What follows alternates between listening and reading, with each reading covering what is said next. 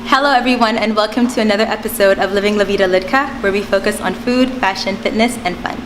On today's episode, which is an important topic, we'll be talking about self-defense techniques and how you can better prepare yourself in the event of an attack. I'm here with Ronnie Hughes, the owner of KRAV MAGA here in Grand Cayman. Hello Ronnie. Hey Dominic, nice to meet you. Nice to meet you too. Thanks for coming. Oh, thanks for having me. You're welcome. So what exactly is KRAV MAGA? So KRAV MAGA is a no-rules form of self-defense. We take the best of all martial arts, from grappling to striking, so like judo, jiu-jitsu, boxing, and we amalgamate it into a system that can be used in any situation. So we're not limited by sporting rules.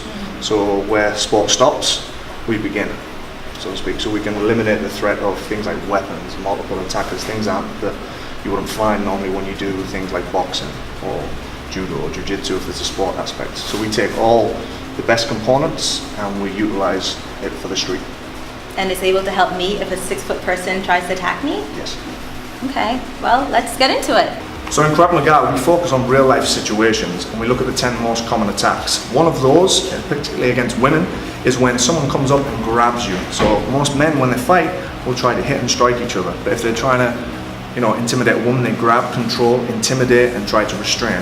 So to that end, it's most important your initial reactions are fast, quick, and effective, and your follow-up neutralizes the situation. So Bella is the assistant instructor here at KRAV MAGA Cayman. She's going to demonstrate what you do in a situation where someone grabs you by the throat, her initial reaction, and her follow-up to make sure the threat is neutralized and she can make her escape.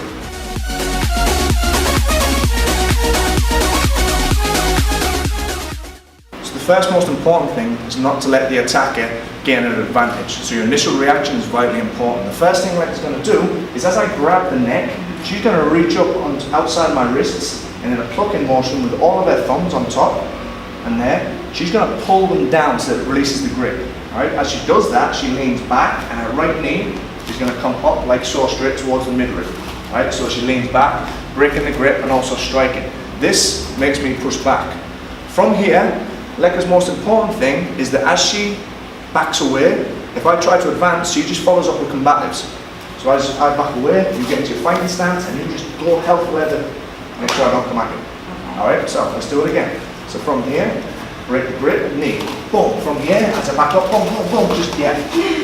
The most important thing is you don't need to be extremely skilled, as long as you go with aggression and the mentality that you're going to hit them with everything you can in a continuous combative motion.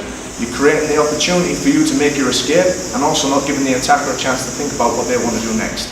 Remember, an attacker wants a victim. As soon as you stop behaving like a victim, there's no more attack.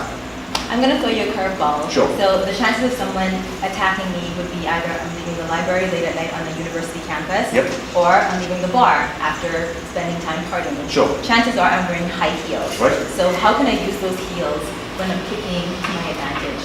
Okay. Or can I not? So, there's different ways of looking at it, depending on how skilled you are at heels, okay, depending on how you are. So what we advise people to do, if you are going out somewhere like that and you walk into your car, take your heels off, because if you have to run, it's very difficult to do in heels. And also, if your heels are in your hands, they're a lot better weapon.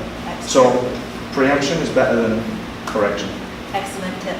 Or proaction better than reaction. Right. So if you have to watch your car, okay, your boyfriend's carry you, whichever you got to do, but carry your shoes with you. They're more advantage in your hands than they are in your feet. So what we're going to look at next is the assault position. So most of the time when a man is attacking a woman, he's looking to get her to the ground, to control, to restrain, intimidate, and in a lot of cases carry out a sexual assault. To that end, you can fight and you can kick and everything, but unfortunately if someone's heavier than you and bigger than you and they keep you down, you're going to expel a lot of energy and the chances are you're going to run out of breath, know what to do, and you get so tired that you just end up wanting to just give in. So what we do is we relax, we take our time, we look for our opportunity. From here, what we're going to demonstrate is known as the armbar.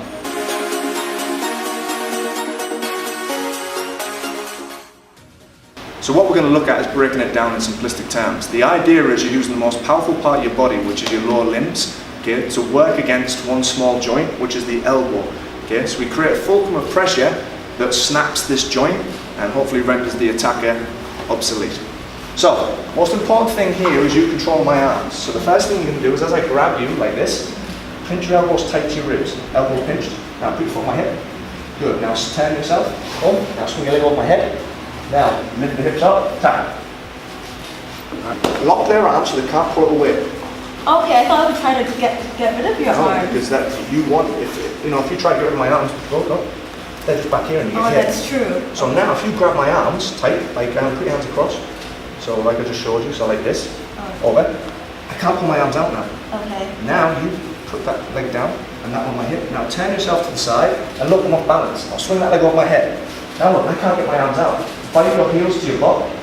Now take one hand like this one and lift your, so grab it like this. Now pull this to your chest, lift your hips, tap. So the third and last scenario we're going to look at is probably the most important.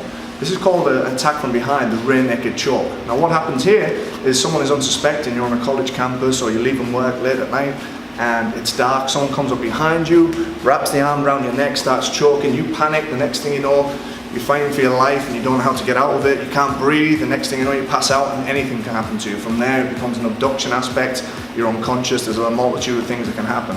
So the most important thing is your initial reaction as always and your follow-up to neutralize the threat. So Bella's going to demonstrate what your initial reaction is and then her follow-up.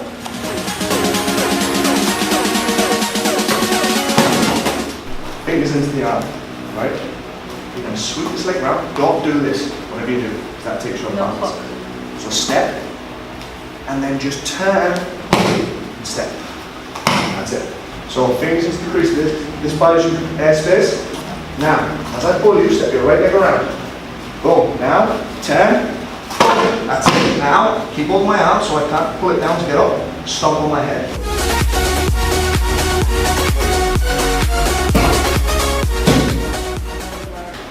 That was certainly a workout. Thank you so much, Bonnie and Bella, for teaching us some techniques.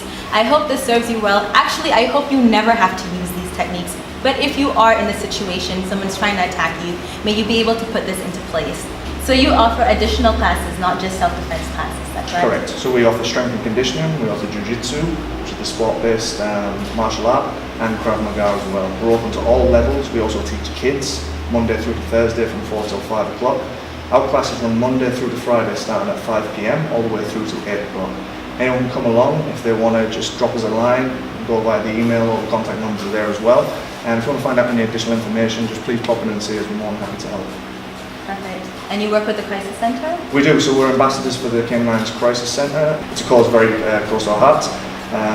They are a non-profit organisation that rely on the kindness and generosity of people to help them support the fight against domestic and sexual violence here in the Cayman Islands.